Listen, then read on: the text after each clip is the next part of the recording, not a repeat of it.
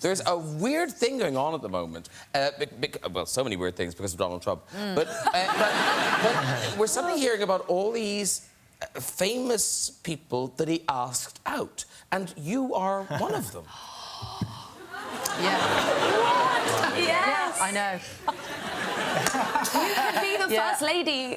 I could have changed the course of history. We were doing Primary Colours, which was a film about the Clintons and about that. It was at Universal. It was '97. So it was a long time ago. So actually, one only associated Senior Trump with tasteless architecture at that point. And, well, still a boundless sense of narcissistic kind of madness.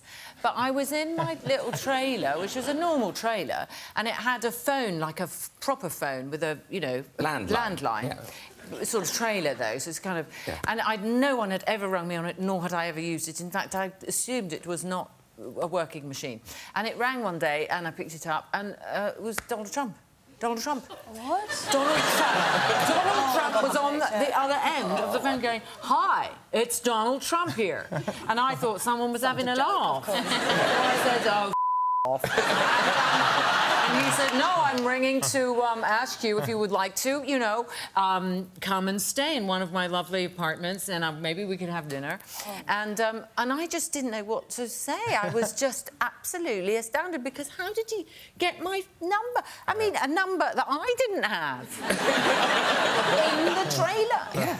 And so I just said I'd get back to him. And in so many ways I wish I had, because if I had gone out with him for dinner, I could have done that. And then we would all have known. And then maybe he wouldn't have been president. Now, talking about public platform, because I heard you talking on a show where you met Donald Trump. Yes. But not particularly because you wanted to. No, I was like, I love real estate. I have to go meet him when I was really young. No, I was like 11 or 12, and I was going. It was when we were doing press for the first Potter movie, and they took us to New York, and it was the first time doing sort of the morning shows in New York. And I was about to go on the Today Show. I'd never been on sort of American sort of morning TV before, and I was quite nervous. And Donald Trump had also been on that day, and so that's Donald Trump for those of you who have blissfully forgotten what he looked like. But then they sort of walked me over to him, because clearly they were like, you know, somebody said, "Hey, you want to meet the kid who plays Harry Potter?" And he was like, "Sure." I don't know. Conversation went. But they sort of walked me over to him, and he said, "Oh, hi, nice to meet you." And I said, "Nice to meet you." And he said, "How are you?" And I said, I'm quite nervous. I've never been on TV before. I don't know what I'm going to talk about." And he brilliantly just said, "You just tell them you met Mr. Trump."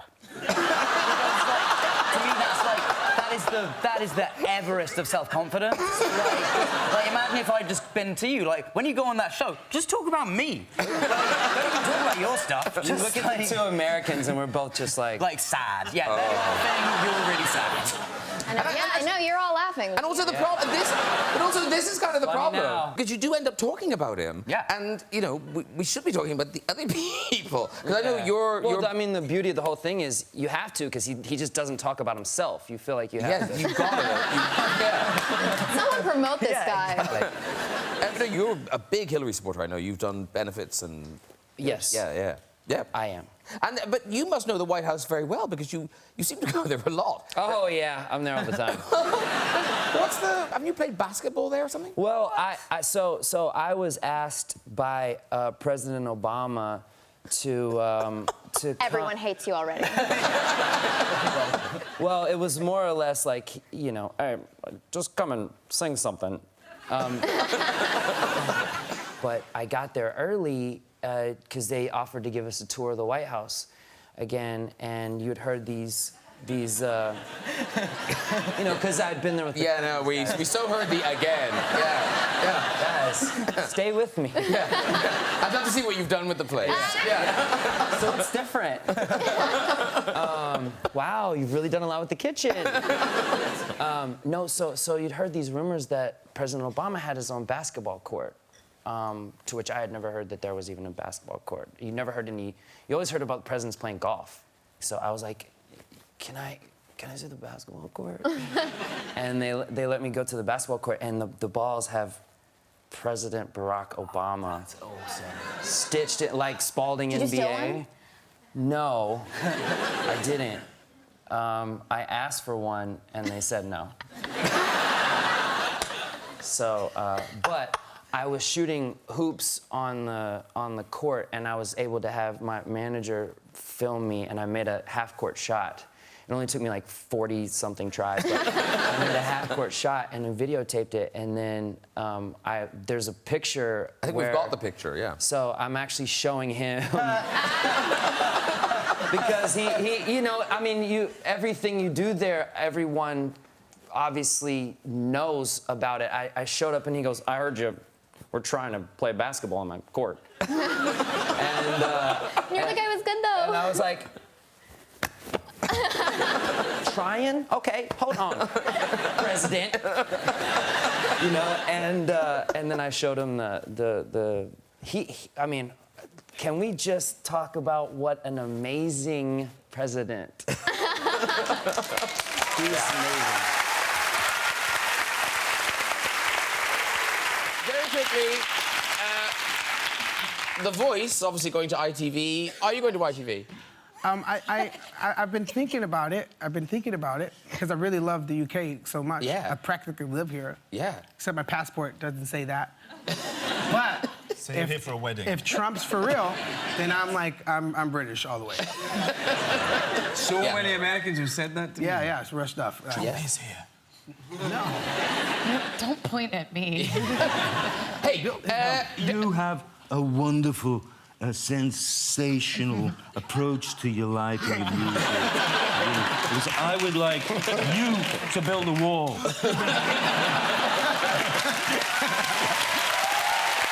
when was it written, or when was it planned? Because it seems so kind of perfectly placed now. It's very kind of zeitgeisty in that kind of Trumpian America. John Lithgow's character is almost a version of Trump. Exactly. And was that all planned? No, the scary part is that there's so many like him. Yes. You know, we were thinking about the dentist that killed the lion. Yes. And so it was before Trump. But when we were shooting, he was campaigning. But now, I won't ask you about your political opinions, but we do have a picture that suggests... But you're not going to ask me because you already know. No. Here you are with a lovely piñata. This is the Mexican style, you know? The minute he started talking about the Mexican, 2 days later, we were selling piñatas like there's no tomorrow. Somebody brought one to a party at my house. The Mexicans lined up worse than the little kids at Valentina's party. And the tragic thing was that the first person that went on it killed it in 2 seconds because we were hitting it so hard. Nobody else got to hit the piñata. But some people were stepping on it on the floor. Because, Have you met the real Donald Trump? Oh, yeah. What was he like? Strange. It's like, I mean, one thing you gotta give it to him, like, he is what it is. It's not like... Yes, he's not pretending. Pretending. Yes. Yeah, what you see is what you get, unfortunately. Oh, my God. Because, David, now, you haven't met him, have you? No, I have not. But you did take the opportunity of dressing up as him. Yeah. There you are.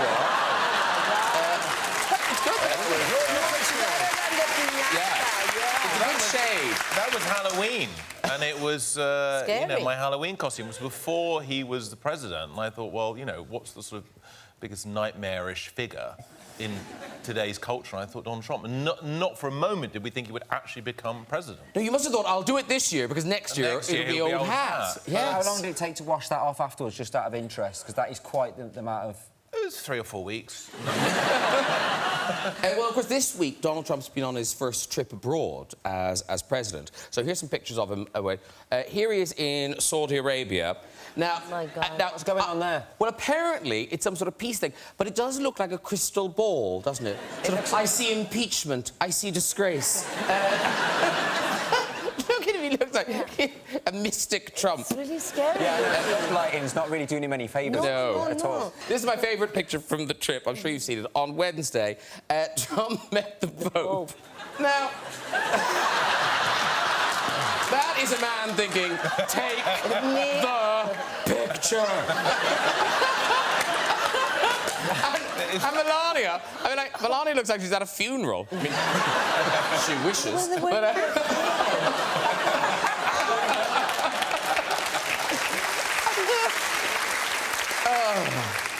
Did you see when Trump tried to hold Melania's hand? I know. When they got off the plane? That was awkward, wasn't it? She's, well, that. I reckon I'll get that when I get in for telling the Bellagio story. I reckon. With the peeing. Yeah. Get off me. And actually, talking of world leaders, David recently noticed a resemblance between yourself and another world leader. Yes. Well, I saw a picture of our glorious leader, Theresa May, and in youth, I think she did actually look a lot like me. I think you've got the picture I put we do. on Instagram, I think.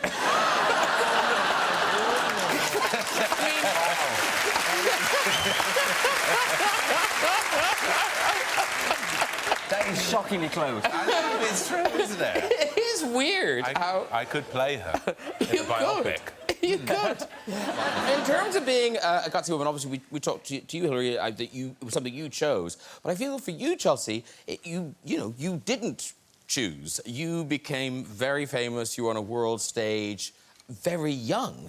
How old were you when you went to the White House? 13? 12. 12. I hope the world has changed since then. But back then, I can remember, it was just open season on Chelsea Clinton jokes and things. Were you protected from that, or was it possible to protect you from that? I don't think it was possible to protect me from that. I mean, partly because I'd go to school and people would repeat what they'd heard on the radio or the television. Partly because I was reading the newspaper, so sometimes I would, like, read in the newspaper what had been said. Yeah. And it was a bit disorienting because it was just sort of everyone. And yet, thankfully, Graham, I knew that it was totally bonkers that these adults were making fun of a kid. Like, why did anyone think it was okay to make fun of an 11-year-old or a 12-year-old? Like, what had not gone right for them when they were 11 or 12 that they thought, you know, it was acceptable to make fun of a little girl, basically, because they thought I was awkward, or because of my braces, or my frizzy hair, because, I don't know, I had said like too many times, or whatever these things were that they felt justified in mocking me, you know, in front of millions of people. And I'm really thankful to my mom, because I knew it was just not about me. It was all about them. God. But it must have been horrible as a parent. It must have been hellish for you guys. First of all, as Chelsea said, it was so bizarre. I mean, there are plenty of reasons that these people in shows could criticize Bill or me or anything about, you know, his politics. I mean, that's totally fair game. But why pick on a child? Yeah. And it really hurt me a lot. But it also bewildered me. I couldn't understand it. Because, I mean, look, politics is a brutal sport, you know, contact sport and all of that. So when you get into it, you know you're going to get battered and bruised a little by what people say about you and how they characterize you.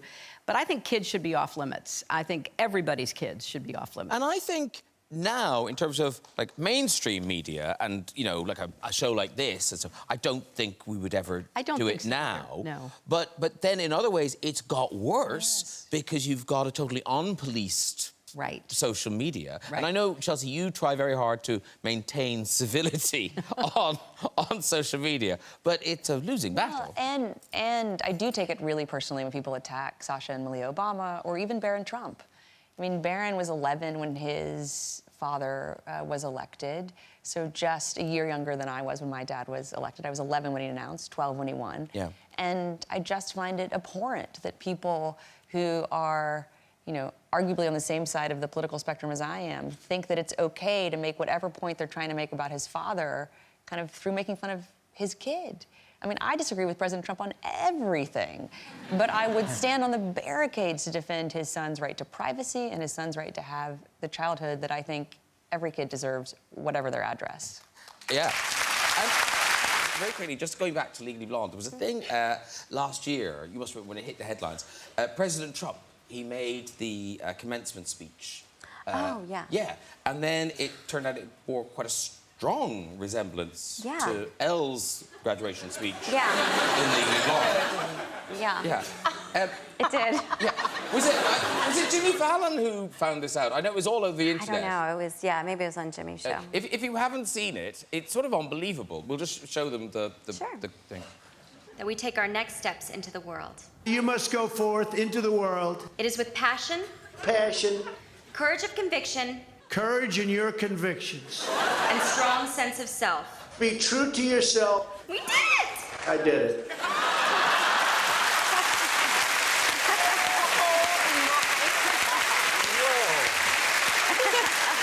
Have you not seen that? No. I can't believe I've never seen that. I've always fallen down YouTube rabbit holes, and I missed that completely. It's true, he is better when he sticks to the script. Do you know how that happened, or is he just a fan of the film? I'm sure he's just a big fan.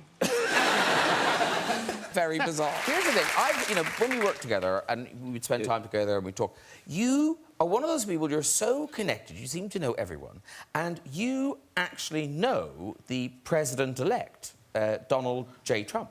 Well, if you've been around in New York and you've been kind of vaguely in the scene in New York, it's quite hard not to know the president-elect. OK. Because he's been pretty much around for a long time. But no, what was so he's got a connection to School of Rock as well, hasn't he? Well, he wanted to come to the opening of School of Rock, and actually I managed to persuade him not to come. Because the thing was, when we opened over a year ago now, and I mean, I really genuinely wonder whether he really thought any of this was going to happen. I mean, I don't know. But anyway, I sort of said, look, the kids it's their night, you know, you're so famous, don't you think it would be a good idea perhaps just to... And he was good about it. He said, no, I won't come. I don't know. I mean, I think what he's been saying and what he's been doing in the rallies and everything is absolutely shocking. And, I mean, along with a lot of other Brit composers, you know, we asked him to not use our music because he kept using it, you know, and there's nothing you can actually do to stop that. But anyway, but I just don't know. I don't think he's an idiot, and I think if he surrounds himself with good people, we might just be all right. But don't quote me. I don't know. Fingers crossed. I think we've all pray. I have to say, whatever you think, it is an amazing story. I mean, you do kind of Trump the musical would be that would be The Lady and the Trump. Oh, very good. A new musical. You can play Melania. You can be Melania. Melania sounds like a disease. You've got Melania. Oh, God. They want cream for that. Now, I have to say, I'm slightly surprised that Piers Morgan's doing it, because I don't know if you know, he's a big Donald Trump supporter. And I know you're not a fan. I'm really not. No, I am reminded of a time about 5 years ago. I was at a dinner with my ex-wife Brooke and her family and this and that. And about halfway through, I noticed Donald staring at my watch. And so he started saying, you know, listen, I'm sorry that I wasn't invited to your wedding, this and that, or I'm sorry I can't make your wedding. And I'm like, I didn't invite you. So he says, but, you know, I want to give you an early wedding gift as a gesture from me and Melania. And she doesn't say a word. She's very sweet and very pretty, but just kind of sits there, you know? Yeah. Anywho, so he says, these are platinum diamond Harry Winston, and he pulls off his cufflinks, and he gives them to me. And so I'm like, oh, gosh, Mr. Trump, you really shouldn't do this. He goes, no, it's the least I can do, and, you know, have a great marriage and all that. Little did he know. So smash cut to about 6 months later, I had some jewelry getting appraised at the house, you know, and she finished and was leaving. And I said, oh, yeah, you know, there's another couple of pieces that I have that I'm very curious about. Would you mind appraising these? She said, no, what are they? I said, well, you know, I explained the dinner and this and that. And these are from Donald Trump, Harry Winston, you know, flawless D's, platinum. She took the loop, spent about 4 seconds, and kind of recoiled from it, much like people do from Trump. And so she says, in their finest moment, this is cheap pewter and bad zirconias. And they're stamped Trump. And I just thought, what does this really say about the man? You know, that he said, here's like a great wedding gift, and it's It's just a bag of dog, you know. Now, is that the laughter I can hear coming from across the pond at our country about this charlatan? It's quite. Listen, it's scary times all over the place. It really is. But It really you're having is. very It scary really times. is. Yeah. But I have faith that good and decent people will make the right choice, and the circus will leave town before it contaminates the Oval Office. Yeah. And I think a lot of people here don't realise that this is a real thing. I mean, President Trump has set up a Space Force. Yeah, well, it's almost like parallel development, too, because they released the pictures of their new uniforms, and then we released the pictures of our new uniforms, and they released they unfurled their flag in the White House recently, and it's so funny how certain aspects mirror each other, and how, you know, there's differentiation for sure. But I mean, it's as if they're not taking it that seriously. I mean, when you look at their logo, they didn't try that hard. I mean, essentially, that is Star Trek. Yeah, it's pretty close. And incidentally, the people who are in charge of Space Force have been really, really nice about it, have had a great sense of humor about our show, haven't been thin-skinned at all. And so they seem to be fans so far, which is nice. But the actual general now, he didn't think you should play him, did he? No, apparently he thought Bruce Willis would have been a better choice. I read something where he said about your hair was too shaggy, and I was like, what does he mean by that? And then I saw him. Bruce Willis or Jeff Bezos could have played him. Those are his dream team. You went to the inauguration. I know. And that was because you were First Lady, not because you've been nominee. Right, and you know, I really tried to get out of going. Because I was going, not as the candidate or the opponent, but as a former First Lady, because the tradition is presidents and former First Ladies all show up, regardless of Republican or Democrat, to show support, continuity of our government. So, you know, we thought, okay, maybe others aren't going. So, you know, we called... We called the Bushes, and the elder Bushes were in the hospital, which I think was legitimate. And so then, you know, we called the younger Bushes, and they said, yeah, we're going. We called the Carters. They said, yeah, we're going. So, you know, Bill and I looked at each other and said, well, we got to go. Oh, my gosh. I try to describe in the book what that felt like, because I didn't know what to expect. What I wanted to have happen was, despite the kind of campaign he ran, I wanted him to rise to the occasion of being our president and being the president for everybody, not just people who supported him. That didn't happen. And so we were sitting there and we were listening. I was sitting next to George W. Bush and Bill was on my other side, and we were listening to this really dark, divisive speech that I describe as a cry from the white nationalist gut. And I was so disappointed, really so sad that it wasn't an outreach. It was a narrowing and a hammering of what he had said before. And it's reported, so I put it in the book, it's reported that George W. Bush, as it ends, says that was some weird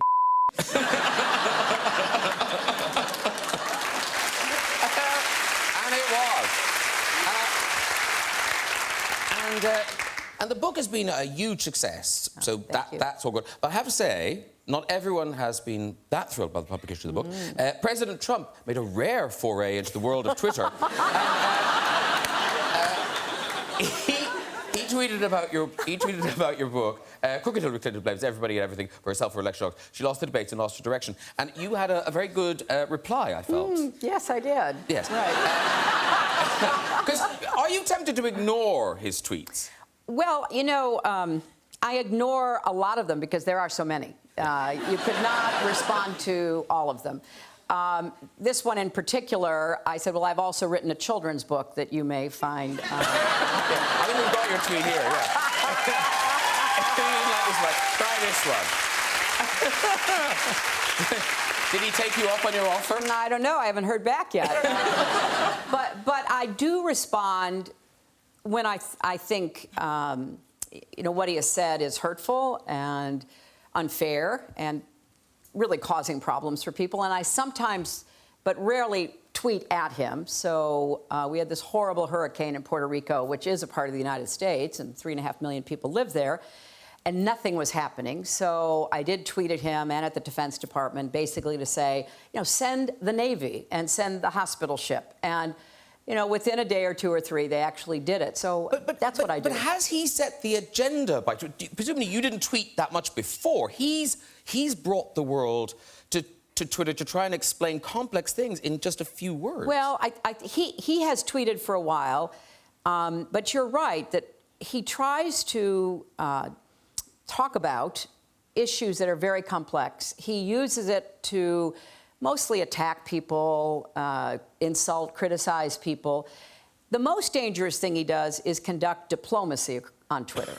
So he is trading insults with Kim Jong-un, which is like just catnip for Kim Jong-un. He loves that. The idea that he's in a Twitter insult fest with the President of the United States. So he does things that are truly not only upsetting, but kind of inexplicable. And some of it just goes unanswered, and others I answer, and many, many people do as well. And then, is it Goodfellas where they had the real kind of gangsters on set? Well, there were people around who, you know...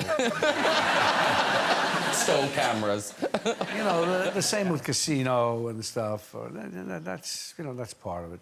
And does that help, or does it make you a bit nervous? No, everybody, you know, people like to be in movies and part of them. And the guys in that world, as much, if not more than most people. Yeah. And you talk about that world. What is it about movies in that world? Because almost since they started making movies, they've been telling stories about gangsters and the mafia and mobsters. And now here we are in 2019, and this is still a big deal. What is the appeal of those characters? I don't know. I guess it's because they defy the law in some way, and they have their own laws, their own... There's more of an honor, like especially in The Godfather, I think, especially at that time in the late 60s, The Godfather with the government and everything, the Vietnam War. I think that the idea that this culture had more, there was more respect and more structure and more right and wrong than we were seeing in the war and with our leaders, and not being told the truth about what was really going on. And I think, so that's why it was a part of its appeal. Yeah. Today we have a kind of a weird, twisted president who thinks he's a gangster, who's not even a good gangster. Because this is a guy that, you know, even gangsters like Honor Among Thieves, you shake a hand, you have your word. That's all you have. Yeah. Is your word, and they have your word, and that's it. This guy is not the case. No. I didn't even bring him up, ladies and gentlemen.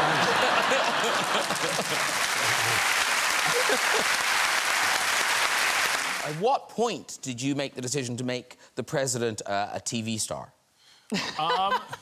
A couple of years around when Donald Trump was becoming president, you know, we wanted the movie to be reflective of times, and I think, like, there's not a lot of movies that have been made in the last few years that I think really try to let the audience know that the people who made the movie live in the same world as them and experience the same culture as them.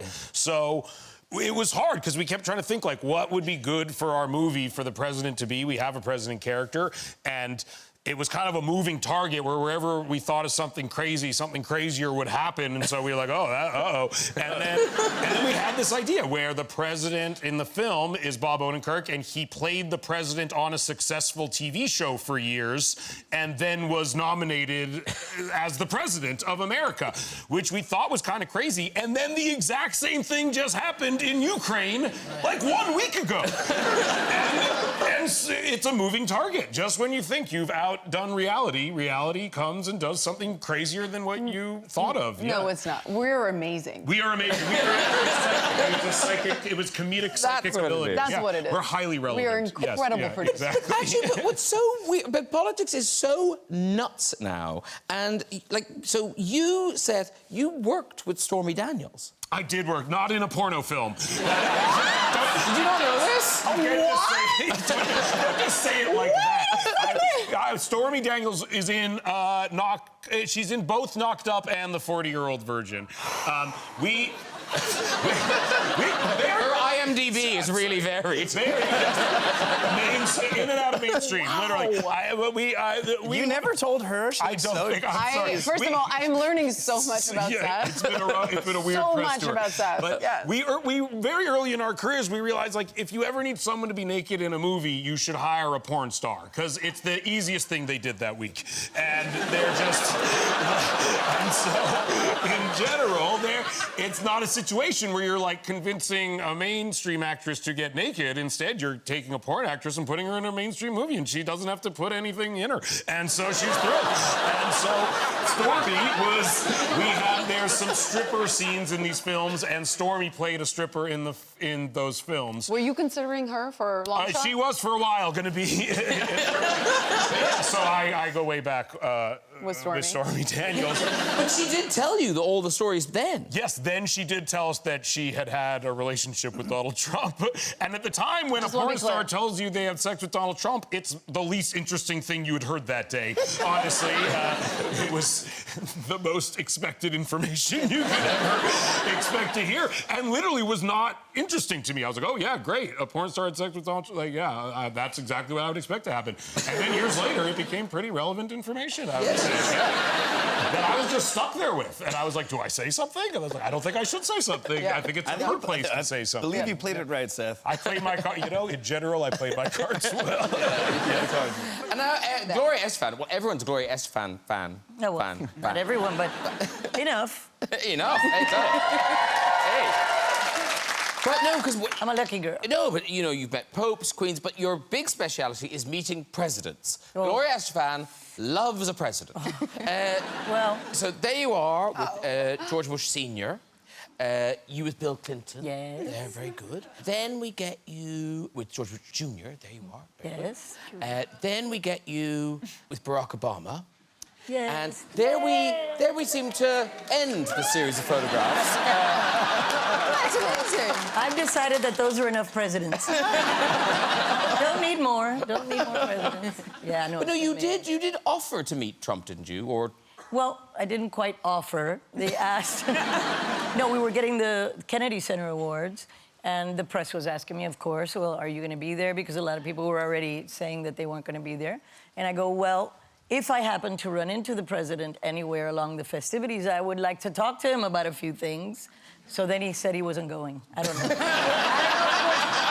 I don't know if it was because of me. No, but we've had some amazing experiences. Like right before my accident, 28 years ago, I can't believe that, we were in the Bush Sr. White House, and I thought my son was going to be very nervous because he was like 8 years old. And he goes up to him, Mr. President, I've been watching Mrs. Bush's Salute to American Teachers, and he goes off on a chat like for 45 minutes. And the president takes us back to a little room and pulls out this wizard from Sharper Image that they sell in the States. And he goes, come here, Naib, I'm going to show you how we make decisions in the White House. And he goes, is Naib going to be a good man? And he presses the button, and the wizard goes, undoubtedly, right? So I go, that explains a lot.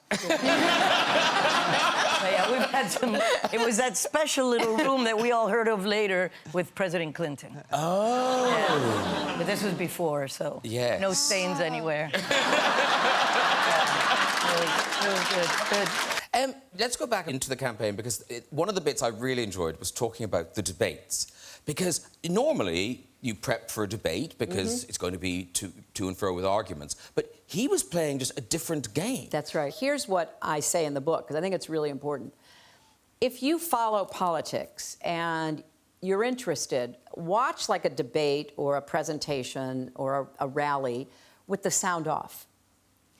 And so if you watch with the sound off, you didn't pay attention to what he was saying, because much of it was untrue and really just silly. He was very dominant, very big, filling the stage, gesturing and facial expressions. If you didn't know what he was saying, you would think, wow, boy, he's out there really giving it to her. So you really have to understand both what you're trying to say and accomplish and how to match that. Now, the second debate was the one I really highlight in the book. Yes, because the that's, looming one. He loomed over me. Yes, There he is. and it was all designed to get into my head. Did you know he was there? Yes, of course I did. I mean, I think any woman would know that somebody was looming over her like that. So I knew it, and I was debating in my head, and I kind of share this with the readers. Look, I practice not getting flustered, not getting thrown off, being calm and composed, which I think a president should be, not impulsive and not trying to dominate every encounter. But maybe I should have turned around and said, you're not going to intimidate me like you try to intimidate women. Back off, you creep. You know, maybe I should have said that.